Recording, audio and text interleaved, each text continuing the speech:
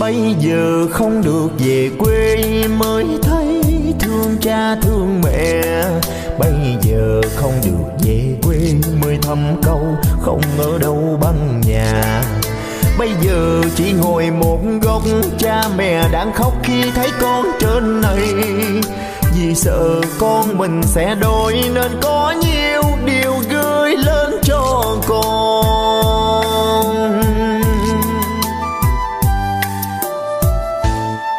Bây giờ không được về quê mới nhớ mâm cơm gia đình.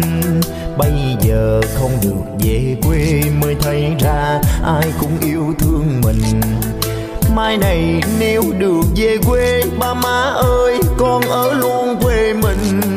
Cuộc đời vô thường ai biết nên trân trọng từng giây phút bên nhau.